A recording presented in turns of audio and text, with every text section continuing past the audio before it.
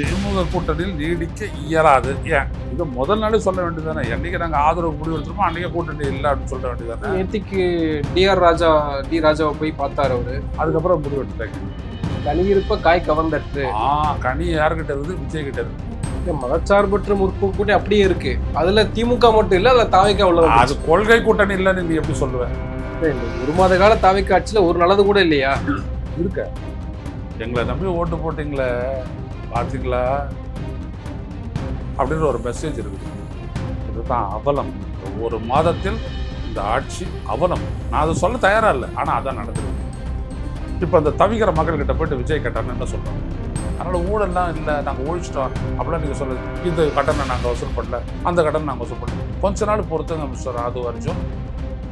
அவங்க சொன்ன பட்டியலில் முக்கியமானது ப்ரெஸ் ஃப்ரீடம் என்ஷூர் பண்ணியிருக்கோம் இந்த ஆட்சியில். அதான் இது மாரிதாஸ் அவதூறு பரப்புனா கைது செய்வாங்க. அப்போ நீங்கள் பரப்புனது அவதூறு கிடையாது. விஜய் எவ்வளோ அவதூறு பரப்புனாங்க? இப்போ கைது பண்ணாங்களா? 41 பேர் செத்ததுக்கே அவங்கள கைது பண்ணலையே. சர்மிளா டாக்கிஸ் நேயர்களுக்கு வணக்கம். இந்த நேர்காணலில் நாம் சந்திப்பவர் மூத்த பத்திரிகையாளர், அரசியல் திறனாய்வாளர் திரு ஐயநாதன் அவர்கள். வணக்கம். ஒரு மாத கால தாவேக்கா ஆட்சி, ஒரு பானை சோற்றுக்கு ஒரு சோர் பதம்ன்ற மாதிரி, ஒரு சோற்று பதம் மாதிரி இந்த அடுத்து வரக்கூடிய 5 ஆண்டுகளுக்கு 4.5 ஆண்டுகால ஆட்சிக்கு இந்த ஒரு மாத காலத்துல தாவேக்கா ஆட்சியினுடைய செயல்பாடுகள் எப்படி இருந்திருக்கு? நீங்க எப்படி மதிப்பீடு கொடுக்குறீங்க? எனக்கு அவங்க மேலே ஒரு பெரிய எதிர்பார்ப்பு கிடையாது. ஏன்னா அரசியல் புரிதல் தெளிதல் இல்லை திரு விஜய் அவர்கள்கிட்ட. அவர் கூட இருந்தவர்கிட்டையும் இல்லை, நான் பார்க்கல பெருசாக. அதே மாதிரி அவருடைய தொண்டர்கள்கிட்டையும் பெருசாக எதிர்பார்க்கல. ஏன்னா அவங்களாம் ரசிகர்கள். ஸோ அந்த கட்சியில் சேர்ந்தவங்களும் ஒரு பெரிய நிர்வாகத்திறன் கொண்டவர்கள்லாம் கிடையாது, செங்கோட்டையன் உட்பட யாரும். ஸோ அதனால் இவங்ககிட்ட எனக்கு எந்த எதிர்பார்ப்பு, ஒரு மாதம் இல்லை, இன்னொரு வருஷம் போச்சுன்னா எனக்கு பெரிய எதிர்பார்ப்பு கிடையாது. இது ஒரு ஹானஸ்டாக நான் சொல்கிறேன், கிடையாது. ஆனால் வந்தவங்க என்ன செஞ்சுருக்கணும் அப்படின்னோம்னா, taking stock of the situation அப்படின்னு ஒன்று இருக்குது.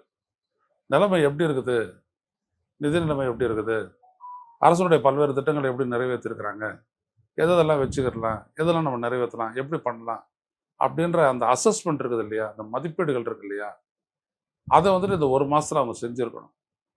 அப்படி அவங்க செஞ்சுருந்தாங்கன்னா பல விடயங்களுக்கு அவங்க எப்படி செய்யலாம், அடுத்தடுத்த மாதங்களில் அடுத்தடுத்த நாட்களில் என்ன செய்யலாம் அப்படின்ற ஒரு தெளிவு அவங்களுக்கு ஏற்பட்டிருக்கும். சரியாக செய்வாங்க, சிஸ்டமும் ஒத்துழைக்கும். சிஸ்டம்னு நான் சொல்கிறது அதிகாரிகள் எல்லாம்.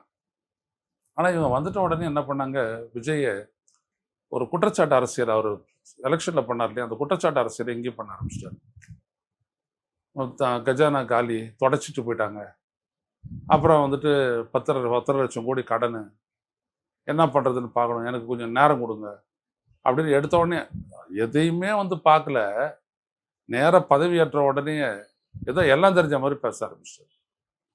அவங்க உடனே திருப்பி அடிச்சு விட்டாங்க.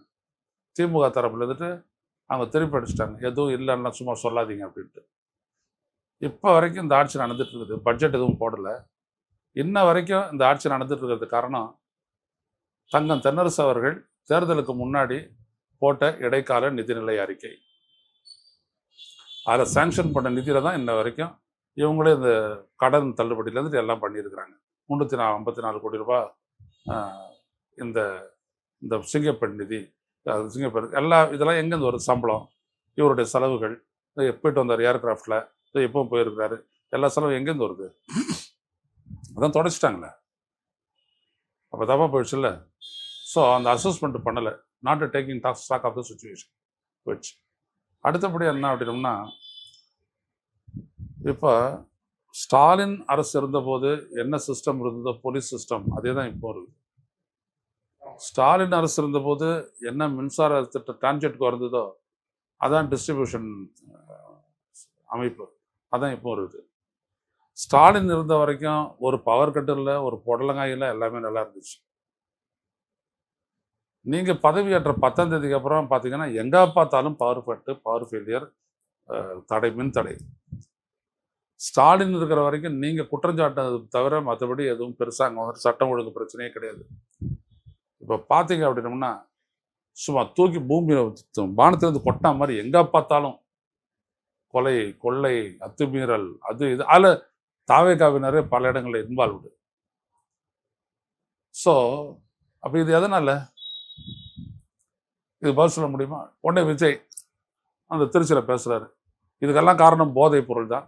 போதை பொருள் பயன்பாடு அப்படின்றது இதுக்கு முன்னாடி இருந்தது, அப்போல்லாம் தடுக்கலை.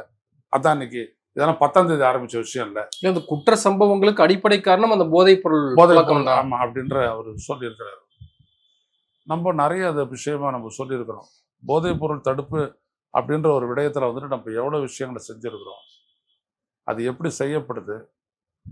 நார்கோட்டிக்ஸ் கண்ட்ரோல் பியூரோ NCB அப்படின்ற நோடல் ஏஜென்சி இந்திய ஒன்றிய அரசினுடைய உள்துறை அமைச்சகத்தின் கீழே வேலை செய்யுது.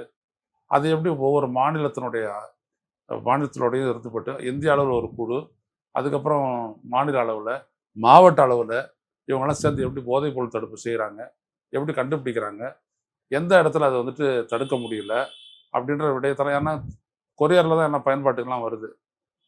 கொரியரில் வாங்கி அதை அந்த நுகர்ச்சி செய்கிறவன், போதைப் பொருள் நுகர்ச்சி செய்கிறவன் கிரைமுக்கு வரமாட்டான், அவன் பணக்காரன். இப்போ தானே விஜய்க்கு தெரியாது, ஆனால் போலீஸுக்கு தெரியும் அவ்வளோ. அப்போ நீங்கள் போலீஸை கூட்டு பார்த்தீங்கன்னா அதே போலீஸ் தானே இப்போ இருக்குது. எனக்கு முன்னாடி இருந்தவங்க, இது ஒன்று 10ஆம் தேதி ஆரம்பிக்கும், அதுக்கு முன்னாடி இருந்தவங்க தானே போலீஸ் தானே தடுக்க போகுது. ஸ்டாலின் வந்துட்டு அப்படியே நின்று பேட் அடிச்சுட்டு பார்த்துட்டு இருந்தாரான்னு எங்கேயாவது? போலீஸ் தானங்க பார்த்துச்சு. அப்போ நார்கோட்டிக்ஸ் கண்ட்ரோல் பியூரோ இருக்குன்னா அது கீழே இங்கே வந்துட்டு போதைப் பொருள் தடுப்பு பிரிவு இருக்கா இல்லையா, கள்ளச்சாராய ஒழிப்பு பிரிவு இருக்கா இல்லையா? அப்போ அவங்க தான் தடுத்துருக்கணும். ஏன் தடுக்கலன்னு நீ அவங்கள கேட்குறோமா, ஸ்டாலின் மேலே பாயணுமா? So escapism. என்னைக்கு நீங்கள் வந்துட்டு தப்பித்தல் வாதத்தை வைக்கிறீங்களோ அப்போவே நீங்கள் முன்னேறவே மாட்டீங்க. பொறுப்பு ஏற்கிறதுன்றது எதுக்கு அப்படின்னோம்னா தீர்க்கறதுக்கு தான் பொறுப்பு ஏற்பாடு. இன்றைக்கி நடக்கிற அனைத்துக்கும் நீங்கள் காரணம்னு யாரும் சொல்ல மாட்டாங்க. ஆனால் இப்போ நீங்கள் நடக்கிறது எல்லாத்தையும் கண்ட்ரோல் பண்ண உங்களுக்கு தெரியலன்னு யார் வேணாலும் சொல்லலாம். இங்கே நடக்கிறது எல்லாத்துக்கும் நீங்கள் தான் காரணம்னு யாரும் சொல்ல முடியாது. ஆனால் மின்தடை ஏற்பட்டு இந்த மாதிரி ஒரு மோசமான நிலைமை காரணம் இப்போ இருக்கிற அமைச்சர் தான். ஏன்னா அவரால் செட் பண்ண தெரியல, ஒரு தீர்வு காண தெரியல, அவர் குற்றச்சாட்டலாம். போலீஸ் அமைச்சர் யாரும் இவர் தான். சிஸ்டம் அப்படியே தான் இருக்குது. எல்லாத்துக்கும் நீங்கள் காரணம் இல்லை, ஆனால் இதை கண்ட்ரோல் பண்ண தெரியல, அதுக்கு நீங்கள் தான் காரணம். போலீஸ் உயர் அதிகாரிகளுடைய கூட்டத்தை கூட்டினீங்களா? நீங்கள் ஸ்டாலினுடைய அரசில் நீங்கள் பாருங்கள், அவர் எப்போ பார்த்தாலும் செக்ரட்டேரியட்டில் கூட்டம் கூட்டிக்கிட்டே இருப்பார். செக்ரட்டரிஸ் மீட்டிங்கு, போலீஸ் மீட்டிங்கு, கலெக்டர்ஸ் மீட்டிங்கு, மந்திரி சபை கூட்டம் கூட்டிக்கிட்டே இருப்பார் ஸ்டாலின். என்ன நடக்குதுன்றது தெரிஞ்சுக்கிறது, அசஸ் பண்ணுறது, என்ன செய்யலாம்னு அவங்ககிட்டே கேட்டு தெரிஞ்சுக்கிறது, அப்போ அதை நடைமுறைப்படுத்துங்கன்னு சொல்கிறது. இதுதான் நிர்வாகம், ஆட்சி நிர்வாகன்றது இதுதான். ஆனால் என்னைக்காச்சும் நீங்கள் யாராவது கூட்டியிருக்கிறீங்களா விஜய்? நீங்கள் வந்துட்டு ஒரு மந்திரி சபை கூட்டம் கூட்டு 476 திட்டங்களை 1.25 மணி நேரத்தில் நீங்கள் ஃபைனலைஸ் பண்ணிட்டு தான் ஒரு செய்தி. இன்ன வரைக்கும் மீம்ஸ்லாம் அதுதான் பெரிய ஜோக்கு. இல்லை, மின்சார தட்டுப்பாடே கிடையாது. பகிர்மானத்துல சில இடங்கள்ல வந்து பிரச்சனைகள் வருது, சில இடங்கள்ல வந்து பியூஸ் கட்டை திருடிட்டு போயிடுறாங்க. திமுகவினுடைய தொழிற்சங்கத்துல இருக்கக்கூடிய ஆட்கள் மின்சாரத்துறையில இருக்காங்க, அவங்க சில வேலைகள் செய்யறது இல்ல, ஒழுங்கா வேலை செய்யறது இல்ல அப்படின்ற ஒரு குற்றச்சாட்டு அதிமுகவினுடைய ஆதரவாளர் ஜகவர் அலி வந்து டிபேட்லயே சொல்றாரு. அப்ப அந்த மாதிரியான குற்றச்சாட்டு முன்வைக்கப்படுது. இல்ல அதிமுக ஆள் இல்லை, இப்ப அவர் தாவேக ஆளு ஜவஹர் அலி. அது இருக்கட்டும், அவர் போயிட்டு சீட்டு கேட்டாரு, அப்போ எடப்பாடி என்ன கேட்டாருன்றதை கேட்டுக்கங்க, அதுக்கப்புறம் அதை பார்த்துக்கிறோம், அதை விட்டுருங்க. போட்டு ஃபியூஸ் கேரியரை பிடிக்கிட்டான்னா அதான் திமுககாரன் கேட்டான். ஆவடியில் போடுங்கன்னா தாம்பரத்தில் பவர் ஃபெயிலியர் ஆகுமா? ஒரு இடத்துல போடுங்கனதை வந்துட்டு 100 இடத்துக்கு நீங்கள் அது காரணமாக சொல்லுவீயா? சொல்லுங்க. உங்ககிட்ட ஏங்க அந்த கட்டுப்பாடு இல்லை? உங்ககிட்ட அதிகாரம் இருக்குங்க, உங்ககிட்ட அதிகாரிகள் இருக்காங்கங்க, அவங்களுக்கு கேட்டு தானே எல்லாரும் செயல்படுறாங்க. அப்போ தொழிலாளர்கள் இயக்க வேண்டியவங்களாம் யார்? என்ஜினியர்ஸ் தானே. என்ஜினியர்ஸ் எல்லாம் திமுகவா? அப்படிலாம் ஒன்றும் கிடையாது. அப்போ விஷயம் என்ன அப்படின்னா, உங்களுடைய செயல்திறன் வெளிப்படுது, செயல்திறன் இன்மை வெளிப்படுது, அவ்வளோதான். இன்னொரு பக்கம் இந்த பிரைவேட் பிளேயர்ஸ்ட் இருந்து கூடுதலாக பணம் கொடுத்து அரசாங்கம் வாங்கி தான் கடந்த காலங்களில் அதை மின் பற்றாக்குறையை சரி செஞ்சுருக்காங்க. அந்த மாதிரி தாவேக அரசாங்கம் துணிஞ்சு அதை செய்யறதுக்கு தயங்குறாங்க அப்படின்ற ஒரு பார்வை முன்வைக்கப்படுது. அது வெளிப்படையாக சொல்றதுல என்ன பிரச்சனை நினைக்கிறீங்க? நான் என்ன சொல்றேன்னா, எப்போ பார்த்தாலும் தமிழ்நாடு வந்துட்டு ஒரு மிகை மின் உற்பத்தி மாநிலம் என்று சொல்லப்படுவது உண்மை. ஆனால் அதில் ஏற்றத்தாழ்வுகள்லாம் நிறைய இருக்குது. காற்றாலையிலேருந்து வரக்கூடிய 7000 மெகாவாட் இருக்குது. அது வந்துட்டு காற்று இல்லை அப்படின்னோம்னா அது 1500 டிப் ஆகிடும். சோலாரில் இருக்குது, அதில் வந்துட்டு டிப் ஆகும், ஏறும். அப்புறம் அணுமின் நிலையம் இருக்குது, அதில் வந்துட்டு ஷுவர் ஷார்ட்டாக வராது. 90% கெப்பாசிட்டி வரும், சில நேரம் 30% கெப்பாசிட்டி வரும். ஸோ ஏற்றத்தாழ்வு இருந்துக்கிட்டே இருக்கும். திடீர்னு பார்த்தீங்கன்னா வடசென்னை மின் நிலையத்தில் வந்துட்டு ஒரு யூனிட் வேலை செய்யறேன்னுவாங்க, போயிடுச்சு. இந்த மாதிரி நிறைய இடங்கள்ல இது மாதிரிலாம் வந்துட்டு சொல்லுவாங்க. திடீர்னு பார்த்தோன்னா நீர்ப்பாசன திட்டங்களில் வந்துட்டு போதுமான அப்போ அந்த ஏற்றத்தாழ்வுகள் வரும். அப்போ அதோடு சேர்ந்து சம்மரில் வந்துட்டு யூசேஜ் வந்துட்டு ஒரு 20% ஏற்கிறோம். அப்போது அந்த இடத்துல வந்துட்டு பவர் பர்ச்சேஸ் அக்ரிமெண்ட் போட்டு ப்ரைவேட் பார்ட்டிஸ் தான் நம்ம வாங்குறது. இப்போ இந்த மாதிரி ஒரு கண்டிஷனில் இருக்குது அப்படின்னும் போது அவன் என்ன பண்ணுவான்? வியாபாரி தானே ஆகணும். கம்பெனி அவங்களும் டிமாண்ட் ஏற்றுவான். ஏன்னா நம்ம ஸ்டேட்டு மட்டும் இல்லை, கேரளாவும் கேட்கும், கர்நாடகம் கேட்கும். அப்போ அது வரைக்கும் 5 யூனிட் 5 ரூபாய்க்கு வித்துட்டு இருந்தவன் இப்போ வந்துட்டு கேட்டால் வந்துட்டு 8 ரூபான்னுவான், 10 ரூபான்னுவான். அதை நியூஷியேட் தான் பண்ணி வாங்கணும். அது நீங்கள் ஒரு ஊழல்னு இவங்க சொல்லிட்டாங்க. இப்போ இவங்க பர்ச்சேஸ் பண்ணாங்கன்னு வச்சுக்கோங்க, கூடுதல் விலைக்கு பர்ச்சேஸ் பண்ணாங்கன்னு வச்சுக்கோங்க, எதிர்கட்சிகள் குற்றம் சாட்டுப்பேன்னு சொல்லிட்டு இவங்க பயப்படுறாங்க. இதுதான் நீங்கள் சொன்ன தயக்கத்துக்கான காரணம். இதுதான் நான் என்ன சொல்ல வரேன்னா, அட்ஜஸ்ட் பண்ணணும் அப்படின்னோம்னா இதை பண்ணு. இதை பண்ணாமலே வாயில் நீ அட்ஜஸ்ட் பண்ண அப்படின்னோம்னா பல்ப் எரியாது. பல்ப் எரியணும்னா கரண்ட் வரணும். புரியுதுங்களா? ஸோ இவரால் செட்டியார் நிர்மல்குமாரால் வாயால் மின் உற்பத்தியை பண்ண முடியாது. தாவேக்காவின நிறைய பட்டியல் போடுறாங்க, நாங்கள் இந்தந்த சாதனைகள்லாம் கடந்த 1 மாத காலத்தில் செஞ்சுருக்கோம் அப்படின்னு. அதில் வந்து முக்கியமாக அவங்க சொல்கிறது எதுனா, கரப்ஷன்லெஸ் கவர்மெண்ட்டாக ரன் பண்ணியிருக்கோம், நாங்கள் வந்து காசு எங்கேயும் வாங்குறது இல்லை, இடைத்தரகர்கள் வந்து அவங்களுக்கான வேலைகள் இல்லை இந்த ஆட்சியில், குறிப்பாக பத்திரப்பதிவுத்துறையில் வாங்கக்கூடிய லஞ்சம், குறிப்பாக ரெவன்யூ டிபார்ட்மெண்ட், பத்திரப்பதிவுத்துறையில் வந்துட்டு நீங்கள் ஆன்லைனில் நீங்கள் பண்ணக்கூடிய விஷயம் ஏற்கனவே நடைமுறைப்படுத்திட்டாங்க. அதனால் எல்லாருமே வந்துட்டு பத்திரப்பதிவு வந்துட்டு ஆன்லைனில் தான் பண்ணுறாங்களா? ரெஜிஸ்டர் ஆஃபீஸ் நீங்கள் போய் பாருங்கள், தெரியும். அப்படிலாம் எதுவும் இல்லை. நீங்கள் ஊழலெல்லாம் நீங்கள் உங்களால் ஒழிக்க முடியவே முடியாது.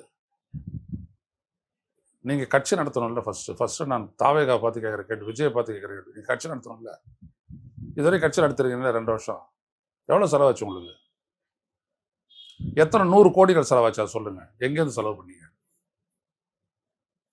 Let us be honest. எதுக்கு கட்சிகள்லாம் வந்துட்டு தேர்தல் நிதி, அந்த நிதி, புடலங்க நிதிலாம் வாங்குறாங்க? எதுக்கு ஆதவ அர்ஜுனனுடைய மாமனார் வந்துட்டு 1000 சொச்சம் கோடி வந்துட்டு பிஜேபி கொடுத்தாரு, 590 கோடி திமுக கொடுத்தாரு? ஏன் கொடுத்தாரு? ஏன் வாங்கி வச்சுக்கிட்டாங்க? வாங்கி கப்பல் விடுறதுக்கா? கட்சி நடத்துறதுக்கு தான் வாங்குறாங்க. 110 நிதியின் கீழ் எல்லாம் அறிவிக்கிறாங்களே, எதுக்கு? எல்லாம் கட்சிக்காரன் வாடுறதுக்கு தான். ஆனால் நீங்கள் எப்படி கட்சி நடத்த போறீங்க சொல்லுங்க. இப்போ நீங்கள் நடத்துகிற மாநாடு யார் செலவு பண்ணுது? நீங்கள் இப்போ தாஜ் கவர்மெண்ட்டில் நீங்கள் நடத்துறீங்களா, யார் செலவு பண்ணுது? நீங்கள் முதலமைச்சர் பேசவில்லை, ஆனால் முதல் போட்டவர் பேசுகிறார் அப்படின்னு சொல்லி 2 பேருடைய படத்தை போட்டு மீம்ஸ் போது ஷார்ட்ஸ் போடுறாங்க, ரீல்ஸ் போடுறாங்க. அதுக்கு என்ன பதில் உங்கள்கிட்ட? எனவே நீங்கள் ஊழலில் ஒழிச்சிட்டா அப்படிலாம் சொல்ல முடியாதுங்க. சமூக நீதி காவலர் தான், சமூக நீதி காவலர் VP சிங் தான் ஊழலுக்கு எதிராக பெரிய அளவுக்கான குருசேட், பெரிய அளவுக்கான போராட்டத்தை பண்ணவர். அவர் சொன்னார், it cannot be done because it has been institutionalised. எங்கிட்ட பேசும்போது நாங்கள்லாம் போயிருந்த போது, நாங்கள் 3 பேர் ஜெகவீர பண்ணி, நானும் சுதர்சன் லோயல்கா 3 பேரும் போயிட்டு பேசும்போது 1994 அவர் சொன்னது தான், it has been institutionalised, no meaning in fighting. அப்போ என்ன ஆகும்? மக்கள் மாறணும். எப்படி அடிச்சார் பாருங்க அவர். மக்கள் மாறணும், சிஸ்டம் மட்டும் இருந்தால் போறாது. சிஸ்டத்தை கரப்ட் பண்ணவன முதல்ல இன்ஜினியரிங் சீட், டாக்டர் சீட்லாம் ஃப்ரீயாக தானே கிடச்சிட்டு இருந்தது. நான் படிச்சுட்டு நான் PUC படிக்கும் போது முதல் முறை 10,000 ரூபா கொடுத்தா சீட்டு கிடைக்கும். இப்போ 10,000 ரூபா கொடுத்து வாங்கினது யாரு? 10,000 ரூபா எடுத்துக்கிட்டு அரசியல் அதிட்டு கொடுத்தது யாரு? இங்கே தானே. அப்போ இந்த இடத்துல தான் ஆரம்பிக்குது. யாரு? இப்போ இந்த வரதட்சணைன்னு ஒரு கொடுமை இருக்குது. யாரு பண்ணது? அது அரசா? நீங்கள் மக்கள் தானே. பெரியார் சொன்னது தான், உங்கள் யோக்கியதை எப்படி இருந்ததுன்னா அந்த யோக்கியதை வேற எப்படி இருக்கும், அவ்வளோதான். அவ்வளோதான். அதனால் ஊழல்லாம் இல்லை, நாங்கள் ஒழிச்சிட்டோம் அப்படிலாம் நீங்கள் சொல்லுது. இந்த கடனை நாங்கள் வசூல் பண்ணல, அந்த கடனை நாங்கள் வசூல் பண்ணல. கொஞ்ச நாள் பொறுத்துங்க மிஸ்டர் ஆதவ அர்ஜுன், நாங்கள் சொல்கிற எதுலாம் உங்களுக்கு காசு போகும் அப்படின்ட்டு. ஏன்னா நீங்கள் வந்துட்டு இன்வெஸ்ட் பண்ணியிருக்கிறீங்க, எடுக்காத இருக்க முடியாது. உப்பை தின்னவன்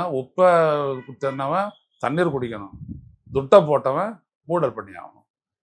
இதுதான் ஆர்டர் உலகம் ஃபுல்லாக. நீங்கள் அரசியல் கட்சி நடத்துகிறோன்னா அந்த காசு வேணும் உங்களுக்கு. 4 MLAக்கள் வாங்கினீங்களே, எப்படி வாங்கினீங்க? கடன் போட்டு வாங்கினீங்களா? பேங்க்ல லோன் போட்டு 5% லோன் போட்டு அவங்களுக்கு துட்டு கொடுத்தீங்களா? தனபால் சொல்றாருல்ல, அதிமுக எம்பி என்ன சொன்னாரு?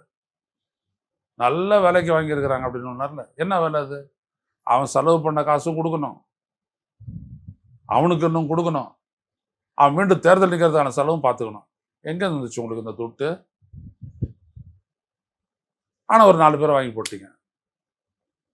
இன்னும் விட்டா நிறைய பேர் வாங்கி போடுறதுக்குள்ள அது மேட்ரு வேற மாதிரி போயிடுச்சு. ஆனால் நிறுத்திட்டீங்க டப்புன்னு. வேணாம், சிக்கலாயிடும். நம்ம பாட்டுக்கு 25 பேரை வாங்கி போட்டு அப்புறம் இடைத்தேர்தல் நடத்தி 25 பாஞ்சு திமுக வந்துருச்சுன்னு வச்சுக்கோங்க, காலி கதை கந்தலாயிடும். புரியுதா? நம்மளுக்கு வந்துச்சு, மெஜாரிட்டி வந்துச்சு. ஆனால் திமுக 87 ஆகிப்போச்சு, 85 ஆகிப்போச்சு. அப்போ என்ன ஆகும்? அந்த பயம் வந்துச்சு, டக்குன்னு நீங்கள் வித்ட்ரா பண்ணிட்டீங்க. இந்த சூட் கேஸ் என்னது பேர் என்னது, நவாப் நாற்காலி, சோஃபா சோஃபா கம்பெனிலாம் அனுப்புனீங்க. அவங்களாம் நான் தரையில் மடக்கு போட்டு உட்காந்துருந்தாங்களா? சொல்லுங்க. தடுக்கு போட்டு உட்காந்துன்னு எல்லாரும் கூட்டம் நடத்திட்டு இருந்தாங்க. விஜய் போனோம், போடுறதுக்கு அவங்களுக்கு ஒரு சேர் கூட இல்லை அவருக்கு. அதனால சோஃபா அனுப்பிச்சு. எதுக்கு அனுப்பிச்சுங்க சோஃபாவை? அந்த கேஸ் உச்சநீதிமன்றத்தில் இருக்கு, சிபிஐ விசாரிக்கணும்ன்ற கோரிக்கை. அது வேற இருக்கட்டுங்க. உச்சநீதிமன்றத்தில் ஏங்க சோஃபா எடுத்துட்டு அனுப்புனீங்க நீங்க சொல்லுங்க. சோஃபா இதை உட்கார இடம் இல்லாதவனா இப்போ அதிமுககாரன். அதுவும் எஸ்பி வேலுமணி, சிவி சண்முகம், இவங்கெல்லாம் யாரு? கடைஞ்செடுத்த தூய்மைவாதிகளா? சொல்லுங்க. அதனால அதெல்லாம் சொல்லாதீங்க. அதான் நான் சொன்னேன், ஒரு கட்சி நடத்தணும்னா கோடிக்கணக்கில் பணம் தேவை. அதெல்லாம் நீங்க நடத்திருக்கிறீங்க கட்சியை. அப்ப நீங்க எங்க ஊழல் பண்ணாத இருப்பீங்க? அதனால அதெல்லாம் வரும், அதெல்லாம் நடக்கும். அது ஒரு மாசத்துல டிசைட் பண்ண வேண்டிய விஷயம் இல்லை. அது ஒரு 6 மாசம், ஒரு வருஷத்துல டிசைட் பண்ண வேண்டிய விஷயம். அதை விட்டுருங்க. மற்றபடி உங்களுடைய கட்சிக்காரன் என்ன பண்றான்னு பாருங்க. ரைடு போறான், அவன் என்ன பண்றான்? ஊழல் ஒழிக்கிறேன்னு நீங்க சொன்னீங்க. ஒருத்தன் போயிட்டு என்ன பண்ணா, ஒரு செங்கல் சோலையும் வந்துட்டு 1 லட்சம் ரூபாய் எனக்கு கொடுத்தாகணும், மாசத்துக்கு கட்டி ஆகணும் சொன்னானா இல்லையா? கட்சியை விட்டு நீக்கிட்டாங்க அந்த நபரை. அவன் கேட்டானா இல்லையா? எந்த கட்சியை விட்டுட்டீங்க? திமுக விட்டுட்டீங்கன்னாங்களா? தாவேகா விட்டு தானே நிற்கினாங்க. அப்போ தாவேகாரன் தானே போயிட்டான் கேள்வி கேட்டுருக்கிறான். அவன் தாவேகாரன் இல்லாத போயிட்டு அதை செஞ்சிருக்க முடியுமா? இப்போ கை வச்சிருக்கிறாங்க 2 பேர். என்ன தைரியத்தில் கை வச்சாங்க? ஒருத்தன் போயிட்டு சொல்கிறான் ஸ்கூலில், யார் இவர் விஜய், யாருக்கும் வீட்டில் ஓட்டு போட்டாங்க விஜய்னு சொல்லக்கூடாது, விஜய் அங்கிள்னு சொல்லணும். அங்கே போயிட்டு பரப்புரை பண்ணுறா பள்ளிக்கூட மாணவர்கள்கிட்ட, 1ஆம் கிளாஸ் பள்ளி மாணவர்கள்கிட்ட. கரப்டிங் த சிஸ்டம் இது. அவ்வளோதான். ஸோ இன்னும் நிறைய நடக்கும். ஸ்கூல் பேக்ல வந்து முதலமைச்சர் புகைப்படம் இல்லாம நாங்க வந்து சப்ளை பண்றோம் ஸ்கூல் பேக்ஸை. எங்க பார்த்தாலும் விஜய் படத்தை எடுத்து தானே போறாங்க. இப்படி முன்னாடி அது புசியானது மட்டும் தான் அந்த மாதிரி எடுத்துட்டு போவாராம் கோயிலா. இப்போ இவங்க உங்க ஆட்கள் எல்லாருமே எடுத்துட்டு போறாங்க விஜய் படத்தை. எங்க படம் இல்லை, அதுவும் அந்த படம் மட்டுமே இருக்கணும் அப்படின்லாம் வேற சொல்றீங்க. முன்னாள் முதலமைச்சருடைய படம்னா பிச்சு போட்டுறீங்க இல்லையா? ஒருத்தர் சொல்றாரு, அவர் சொன்னதுல உண்மை இருக்கா இல்லையான்றது நீங்க கேஸை போட்டுருங்க. மாரிதாஸ் சொன்னதுல உண்மை இருக்கோ இல்லையா, அவர் தூக்கி உடனே அரெஸ்ட் பண்றீங்க. ஏன் அரெஸ்ட் பண்றீங்க? இல்ல அவதூறு பரப்புனா கைது செய்வாங்க தானே. அப்ப நீங்க பரப்புனது அவதூறு கிடையாது. விஜய் எவ்வளவு அவதூறு பரப்புனாரு? கைது பண்ணாங்களா? 41 பேர் செத்ததுக்கே அவங்கள கைது பண்ணலையே ஸ்டாலின். 41 பேர் உங்க கண்ணு முன்னாடி செத்து விழுந்தான். அது வரைக்கும் எல்லாரும் நல்லா இருந்தான். விஜயனுடைய பஸ் வந்துட்டு உடனே ஒரு பேச ஆரம்பிச்சோடனே மயங்கி விழுந்தான், செத்து விழுந்தான். கைது பண்ணலையா? அப்போ ஒரு வழக்கை போட்டுட்டு விசாரணை தானே சொன்னாரு. நீங்க வந்துட்டு விமர்சனம் பண்றவங்க தூக்கி போடுறீங்க உள்ள. என்ன ஆட்சி இது? அப்ப நீங்க மறைக்க பாக்குறீங்கன்னு தானே அர்த்தம். இந்த ஆட்சியில தான். ஆனா திருச்சியில என்ன சொன்னீங்க? விமர்சனம் வரட்டும், அதான் எனக்கு நெகட்டிவ் எனர்ஜி அப்படின்னீங்க. அப்புறம் உங்களுடைய போலீஸை விட்டு கைது பண்ண வைக்கிறீங்க. அது ஒரு ஜனா தான் பின்னாடி வந்து செய்யறதா சொல்றாங்க. ஏன் செய்யறீங்க? இல்லை, இந்த ஆட்சியில அவங்க வந்து சொன்ன பட்டியல்ல வந்து முக்கியமானது பிரஸ் ஃப்ரீடம் வந்து என்ஷூர் பண்ணிருக்கோம் இந்த ஆட்சியில. அதான் இது மாரிதாஸ். யாரு எதை பேசுனா உங்களுக்கு என்னங்க? நீங்க பாட்டுக்கு பேச உங்க வேலையை பார்க்க வேண்டியதானே. மற்றவங்களுக்கு சொல்றாருல்ல விஜய் பேசுறத விட வேறதான் முக்கியம்ட்டு, அதே மாதிரி நீங்க பாட்டு செஞ்சுட்டு போங்க. செஞ்சீங்கன்னா அது வெளில வரப்போகுது, அதனுடைய விலை வெளில வரப்போகுது, மக்கள் ஜாலியாக இருக்க போகிறாங்க, இதை ஆமோதிக்க போகிறாங்க, அவ்வளோதானே. இல்ல கடந்த திமுக ஆட்சியல்ல சாட்டை துரைமுருகன் கைது செய்யப்பட்டிருக்காரு, சவுக்கு சங்கர் கைது செய்யப்பட்டிருக்காரு, அப்போ இதே நீங்கள் மாரிதாஸ் கைது செய்யப்பட்டிருக்காரு. நீங்கள் என்ன வித்தியாசம்? நான் தான் சொல்றேன், நீங்கள் ஒரு மாற்று அது இதுன்னு சொல்றீங்கன்னா நீங்கள் என்ன வித்தியாசம்? நம்ம அன்னைக்கு கண்டிச்சிருக்கிறோம், அன்னைக்கு சும்மா ஒன்று சவுக்கு சங்கருக்கே நான் குரல் கொடுத்துருக்குறேன், சவுக்கு சங்கருக்கே குரல் கொடுத்துருக்குறேன். அப்புறம் என்ன, நான் யாரையுமே கைது செய்யறதை நான் அனுமதிக்க மாட்டேனே. என் வாழ்க்கையில் ஜெயலலிதாவை கைது செய்யப்படுவான்ற திட்டம் வந்த போதே நான் எதிர்த்தவனாச்சு. நான் இந்த பத்திரிகையாளன் மூப்பனார் வரைக்கும் நாங்கள் போயிட்டு, மூப்பனார் வரைக்கும் கலைஞர் போயிட்டு கைது பண்ணாதீங்க அம்மையார் அப்படின்னு சொன்னோம். ஏன்? அது அப்படியே தொடர்கதையாகும் அப்படின்னு. ஆச்சா, மிட்நைட் அரசு நடந்ததா? கைது பண்ணாத, நீ கேஸை போடு, லெட் த கோர்ட் டிசைட். அவன் குற்றவாளியா இல்லையான்றது கோர்ட்டு முடிவு எடுக்கட்டும். ஆனால் நீங்கள் என்ன பண்ணுறீங்க? கைது பண்ணி உள்ள வைக்க பார்க்குறீங்க. அதே மாதிரி அரசு பண்ணுறதுக்கு வந்துட்டு அப்புறம் என்ன விஜய்? விஜய் தூய்மையானவராக இருக்கணும்ல, விஜய் வன்மம் இல்லாதவராக இருக்கணும்னு நான் எதிர்பார்க்கலாம்ல. அது எனக்கு உரிமையாக இருக்குது இல்லை. நான் பார்த்த விஜய் வன்மம் இல்லாதவர் தான். நான் பார்த்த விஜய், நான் பார்த்த 50 நிமிஷம் பேசின விஜய் வந்துட்டு வன்மம் இல்லாதவர் தான். ஆனால் இப்போ வந்துட்டு இப்போ நடக்கக்கூடிய செயல்கள் எல்லாம் பார்த்தீங்க அப்படின்னா ஒரு வன்மம் உள்ளவராக தான் தெரியுது. அவர் பேசுறதெல்லாம் பார்த்தீங்கன்னா தவறு இல்லை. அது நீங்கள் தூக்கி போட்டிருக்கீங்க. ஸ்டாலினை வந்துட்டு அப்படியே தொடர்ந்து நீங்கள் வந்துட்டு ஒரு வில்லனாவே காட்ட பார்க்குறீங்க. அதில் நீங்கள் வெற்றி பெறுவீங்களா விஜய்? எதுக்கெடுத்தாலும் ஸ்டாலினை தூக்கி போடுறீங்களா, வெற்றி பெறுவீங்களா? நாங்களாம் தேர்தலில் வெற்றியை கொடுத்துருக்கல அவருக்கு. இல்லைங்க, இதுக்கப்புறம் சொல்ல வரேன். இது ஏற்கனவே வெற்றி எது கொடுத்துச்சு அப்படின்றது தான். நான் பெரிய ஒரு வீடியோ வெளியிட்டு அது வந்து 5 லட்சம் பேர் பார்த்துட்டானே. எது வெற்றி, இந்த நாட்டில் எதனால வெற்றி நடக்குது எல்லாம் தெரியுமே. ஏன் விஜய சொல்லலையா? தேர்தல் நியாயமாக நடைபெற வேண்டும், அது நியாயமாக நடக்கிறது என்பது மக்களும் உணர வேண்டும் அப்படின்னு ஏன் சொன்னார் அவரு? அம்பேத்கர் புத்தக வெளியிட்டு விடல. அதுதான் இப்போ நானும் சொல்றேன். உங்களுக்கு டெல்லிக்கு போயிட்டு வந்த உடனே உங்களுக்கு தெரியும் அதெல்லாம் எப்படி ஜெயிச்சிங்க அப்படின்றதுலாம் டெல்லியில் சொல்லியிருப்பாங்க. உங்களுக்கு சொல்லாத இருக்க மாட்டாங்க, சொல்லியிருப்பாங்க. நான் சொல்றேன். எனவே நான் என்ன சொல்ல வரேன்னா, அது பண்ணாதீங்க, உங்களுடைய எஃபர்ட்டை காட்டுங்க. நீங்க ஒன்றும் தெரியாத வந்துட்டீங்க, அதெல்லாம் அப்பாற்பட்ட பிரச்சனை. இதோ வந்தாச்சு, சிஎம் சீட்டில் உட்காந்தாச்சு. தமிழ்நாடு உங்களுடைய கையில் 4.5 லட்சம் கோடி இது பண்ணக்கூடிய கெப்பாசிட்டி, 4.5 லட்சம் கோடியை ஹேண்டில் பண்ணக்கூடிய கெப்பாசிட்டி நீங்க தான். புரியுதுங்களா? நீங்க எஸ்ன்னா எஸ், நோன்னா நோ. ஒட்டுமொத்த செக்ரட்டேரியட்டும் இங்க இருக்கக்கூடிய கலெக்டர் ஆஃபீஸ் எல்லாம், போலீஸ் ஸ்டேஷன் எல்லாம் உங்களை விஜயை வச்சு தான் இயங்க போகுது, விஜயனுடைய அசைவுகளை வச்சு தான் இயங்க போகுது. அப்போ நீங்க சரியா பண்ணுங்க. நீங்க எவ்வளவு விஷயம் யோசிக்கணும். அதை விட்டு நீங்க பிளேம் கேம் பண்றீங்க, அது தப்பு. இந்த ஒரு மாசத்துல நீங்க பண்ணிருக்கிறதெல்லாம் வெறும் பிளேம் கேம் தான். அது நீங்க மட்டும் பண்ணல, நிர்மல்குமார் பண்றாரு, அவர் பண்றாரு, ஆதவர்ஜனா வந்துட்டு இதுக்கெல்லாம் இந்த ஃபீஸ்லாம் கிடையாது அப்படின்லாம் சொல்றாங்க. நிறைய இருக்கு. இவன் ஆதவர்ஜனா இன்னைக்கு வந்துட்டு அமைச்சர். ஒரு பக்கம் பார்த்தீங்க அப்படின்னா குவாரி மேலே வந்துட்டு நடவடிக்கை அப்படின்றீங்க. இன்னொரு பக்கம் பார்த்தீங்கன்னா வேற ஒருத்தருங்க வந்துட்டு லோட்ஸுக்கு எவ்வளோ அப்படின்ற பேச்செல்லாம் நடந்துட்டு வருது. எதுவும் தெரியாதல்ல, எல்லாம் கேட்டுக்கிட்டு பேசுகிற பத்திரிக்கையாளர் நான் அதை பற்றி பேசுகிறேன்னா சைலண்டாக இருக்கிறேன். ஏன்? நடக்கட்டும். அப்போ கூட நான் திருத்த பார்ப்பேன், குற்றச்சாட்டை பார்க்க மாட்டேன். ஆனால் நீங்கள் குற்றச்சாட்டுலேயே வந்துட்டு ஆட்சியை ஓட்டலான்னு பார்க்குறீங்க. அது நடக்காது, அது தப்பாக போயிடும். பெண்களுடைய பாதுகாப்பு தொடர்பாக காவல்துறையை கூட்டி எதனால அப்படின்றத வந்துட்டு நீங்கள் அனலைஸ் பண்ணீங்களா? இது வரைக்கும் ஏன் பண்ணலை சொல்லுங்க. நீங்க மேம்போக்கான விஷயத்திலேயே நீங்க கவனம் செலுத்துறீங்க. அதான் ஷூட்டிங் அப்படின்னு நான் சொன்னது காரணம். கதைக்கு காது கிடையாது, அதை வச்சுட்டு என்ன வேணாலும் பண்ணலாம். இது யாரையும் குறிப்பாக சுட்டி காட்டுபவனா அல்ல அப்படிலாம் சொல்லி ஒரு டைட்டில் ஒன்று போட்டால் சரி. ஆட்சிக்கு அப்படி சொல்ல முடியுமா? நாங்கள் செய்வது யாரையும் குறிவைத்து செய்யப்படுவது அப்படி சொல்ல முடியுமா? ஆட்சி வேற.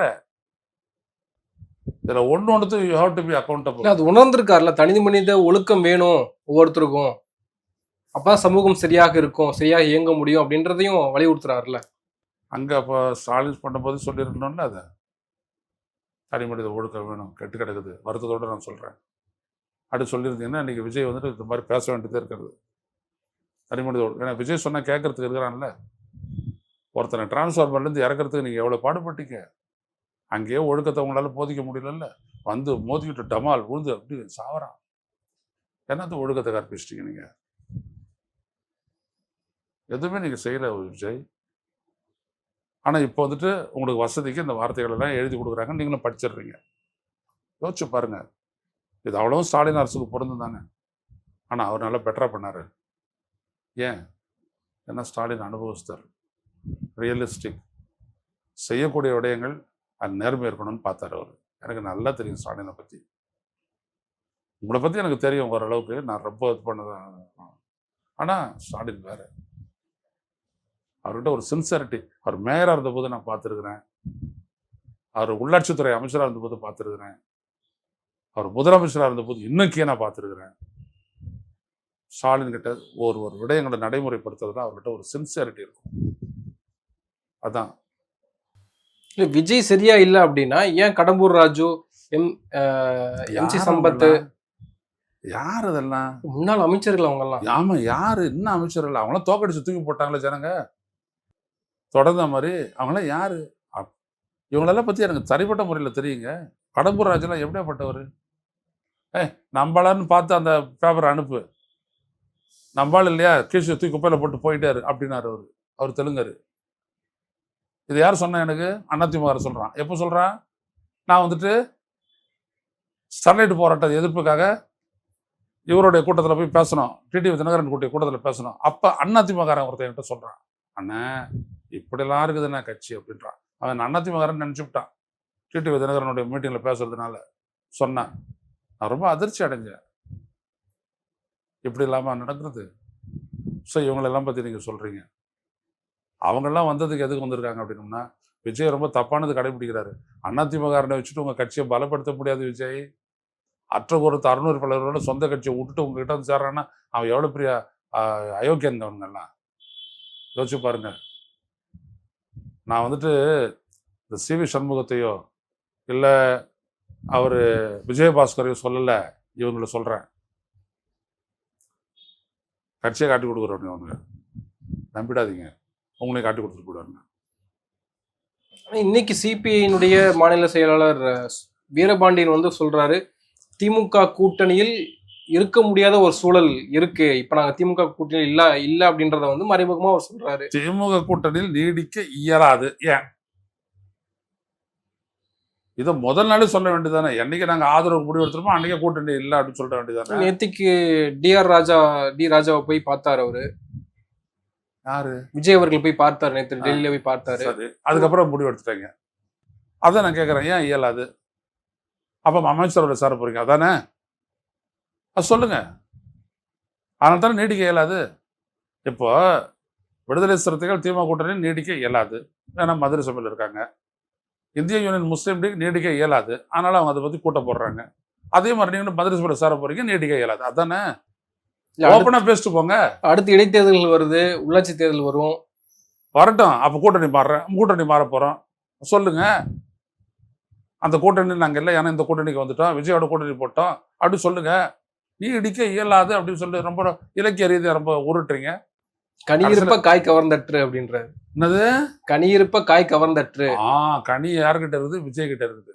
அது ஜெயிக்க மாட்டாருன்னு நினைச்சிங்க, அங்க ஜெயிப்பாங்கன்னு நினைச்சிங்க. அது மாறிட்டோன்னே எல்லாமே மாறிடுச்சு. இவ்வளவுதானே? இவ்வளவுதான் கம்யூனிஸ்டுகள்.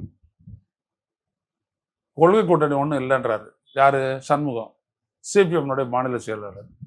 அப்புறம் மதச்சார்பற்ற முற்போக்கு கூட்டணி அப்படின்றது என்னது? அது பேனர். அது மதச்சார்பற்ற முற்போக்கு கூட்டணின்றது கொள்கையா இல்லையா? அதானே? அப்ப இன்னைக்கு வந்துட்டு இல்லைன்றீங்க, கொள்கை கூட்டணி இல்லைன்றீங்க. கொள்கை கூட்டணி இல்லைன்றவர் எடப்பாடி பழனிசாமி, ஏன்னா எதிர்கொள்கையோட அவர் கூட்டணி வச்சாரு. நீங்க அப்படியே வச்சுங்க திமுகவோட. ஒரு ஸ்டெப்பு போயிட்டு நீங்க ஸ்டாலினோட பேசிட்டு அப்புறம் வந்துட்டு ஆதரிச்சுட்டு அதுக்கப்புறம் அது கூட்டணி இல்லை, கொள்கை கூட்டணி இல்லை, புடலங்கா கூட்டணி இல்லைன்னு நீங்க வெளில வந்துட்டீங்கன்னா எப்படி போயிட்டீங்க பாருங்க. தோழர்களே காம்ரேட்ஸு, நீங்க எல்லாம் முன்னுதாரணம். அப்புறம் உங்களை விட்டுட்டு அப்புறம் நடிகன் பின்னாடி மக்கள் போக மாட்டாங்க. நீங்களே எப்படி இருந்தீங்கன்னா நடிகனுக்கு தான் ஓட் போடுவோம். இல்ல மதச்சார்பற்ற முற்போக்கு கூட்டணி அப்படியே இருக்கு, அதுல திமுக மட்டும் இல்ல, அதுல தாவேகா உள்ள. அது கொள்கை கூட்டணி இல்லைன்னு நீ எப்படி சொல்லுவ? நீ இருந்தா கொள்கை கூட்டணி, நீ வெளில வந்துட்ட கொள்கை கூட்டணி இல்லையா? அப்பதான் கேட்குறேன், அப்ப மதச்சார்பற்ற முற்போக்கு கூட்டணின்ற பேரு என்னத்துக்கு? டிஎம்கே கூட்டணி நான் சொன்னேன். அப்படியா சொன்னீங்க நீங்க? மதச்சார்பற்ற முற்போக்கு கூட்டணியில தானே அங்க வகிக்கிறோம் ரோம் அப்படின்னு சொன்னீங்க. இப்ப ரோமுக்கு பாதை மாறிடுச்சா? சொல்லிட்டு போங்க. இதுக்கு மேல வேணாங்க, ஜெயிக்கிறது விஜயா இருக்கிறாரு. ஒரு ஸ்டெப்லயும் அவர் வந்துட்டு எல்லாத்தையும் விளக்கம் கொடுத்துட்டு போனாங்க. ஆனா அவரை முட்டாளாக பார்த்தாங்க. ஆனா இவங்க பாருங்க, தோழர்கள், காம்ரேட்ஸ் எப்படி பேசுறாங்க பாருங்க. அப்படியே நீடிக்க இயலாது. நீடிக்க இயலாதுன்னா முதல்ல கட் பண்ணிட்டு வர வேண்டியதானே. பதில் சொல்லிட்டு பார்ப்போம். இதோ ஒருத்தர் சொல்றாரு, வைகோனுடைய புள்ள துரை வைகோ சொல்றாரு பாருங்க. அவரு திமுக கூட்டணியில, அதாவது அந்த அந்த உதயசூரியன் சின்னத்துல போட்டியிட்டதுனால எங்களுக்கு அவ்வளவு பெரிய அழுத்தம் இருந்தது தான் தேர்தல். அப்ப என்ன அழுத்தம் இருந்தது? நிர்பந்திச்சாங்க நிக்கணும்னு சொல்லி. ஏன் ஒத்துக்கிட்ட? விசிகா பான சின்னத்துல போட்டியிடுறாங்க, முஸ்லீம் லீக் ஏணி சின்னத்துல போட்டியிடுறாங்க, 2 கம்யூனிஸ்டும் அவங்க சின்னத்துல போட்டியிடுறாங்க, காங்கிரஸ் கை சின்னத்துல போட்டியிடுது. அதே மாதிரி நாங்களும் போட்டிட்டு போறாங்க, ஜெயிக்கிறோமோ தோக்குறோமோ அப்படி சொல்லிட்டு போக வேண்டியதானே. வைகோ மதிக்க மாட்டாரா ஸ்டாலின்? இல்ல நீங்க அப்படி மதிக்கல அப்படின்னா கமல்ஹாசன் மாதிரி நாங்க பரப்புரை பண்ணி விட்டு போறோம், நாங்க தேர்தலில் போட்டியிடலாம் அப்படி சொல்லாம. உங்களை விட கமல்ஹாசன் உயர்ந்துட்டாரு எவ்வளவு. அவர் பரப்புரையும் பண்ணாரு பாருங்க. அதையும் தாண்டி சொல்றீங்க இன்னைக்கு வந்துட்டு அது அவ்வளவு பெரிய ப்ரெஷர். அது என்ன ப்ரெஷர்? அது திமுக ஓட்டு கேட்கறதுல உங்களுக்கு கஷ்டமா இருந்தது? அதாவது திமுக ஜெயிக்கணும்னு நினைச்சீங்க, ஜெயிக்கல. இப்ப அந்த கட்சி ஜெயிச்சிருச்சு. இந்த கூட்டணி சின்னத்துல நின்றதுனால இப்ப அந்த கட்சி மாற முடியல, அவங்களுக்கு ஆதரிக்க முடியல, மந்திரி பதவி கிடைக்க முடியல. அவ்வளவுதானே உன் குறை. அதுக்கு எதுக்கு அவ்வளவு பெரிய இன்டர்வியூ? இல்ல, இந்த 1 மாத கால தாவேக்கா ஆட்சியில ஒரு நல்லது கூட இல்லையா? இருக்க எங்களை நம்பி ஓட்டு போட்டீங்களே, பாத்தீங்களா அப்படின்ற ஒரு மெசேஜ் இருக்குது. அதான் ரோட்டை நின்று எல்லாம் கத்துதுங்க. பெண்கள் எங்களுக்கு வாக்களித்தார்கள், ரோட்டை நின்று கத்துறாங்க. குழந்தை 2 மாசத்து குழந்தை தொடர்ந்து 3 4 நாளா 6 நாளா பவர் இல்லை, துடிக்கிறோம் நாங்க. மெசேஜ் சரியா இருக்குதா சார்? இதுதான் அவலம். இந்த 1 மாதத்தில் இந்த ஆட்சி அவலம். நான் அதை சொல்ல தயாரா இல்லை, ஆனா அதான் நடந்திருக்கு. இப்ப அந்த தவிக்கிற மக்கள் கிட்ட போயிட்டு விஜய் கேட்டாருன்னு என்ன சொல்லுவாங்க? விஜயன்னா உங்களோட ஆட்சியில் பியூட்டிஃபுல்லா இருக்குங்க அப்படின்னு சொல்ல முடியுமா? 1.5 மணி நேரம் கரண்ட் இல்லாத போது நாங்க எவ்வளவு தவிச்சுட்டு வந்துறீங்களா இந்த இடத்துல. இது சொந்த வீடு, இங்க திறந்து விட்டா அங்க திறந்து விட்டா காத்து வரணும், காத்தே இல்லையே, தகிக்குது. நேத்து நல்ல வேலை நைட்ல கொடுத்தாங்க கரண்ட்டு, அதனால போட்டுட்டு தூங்கணும். இதோ பேசிட்டு இருக்கிறோம். எவ்வளவு பெரிய கஷ்டம் நினைச்சு பாருங்க நீங்க. அங்க போனா 3 ஃபேஸ் கரண்ட் வரல விவசாயிகளுக்கு. தண்ணி பாய்ச்ச போறேன், கரண்ட் போயிடுச்சு. எப்போ வரேன்னா கொஞ்சம் ஒரு 2-3 மணி நேரத்தில் வரேன்னா, அங்கேயே படுத்து கிடந்தேன், வரல. வீட்டுக்கு வந்து சாப்பிட்டேன், வரப்போகுதுன்னாங்க, மறுபடியும் வந்து படுத்தேன், வரல. அப்புறம் நைட்டு விடுவான்னாங்க, வந்து படுத்தேன், வரல. காத்தால கொடுக்குறாங்க அப்படின்னா விவசாயி. இப்ப நம்ம என்ன சொல்றது? கேக்குதா விஜய் சார், கேக்குதா சிஎம் சார் அப்படின்னு நம்ம சொல்லணுமா?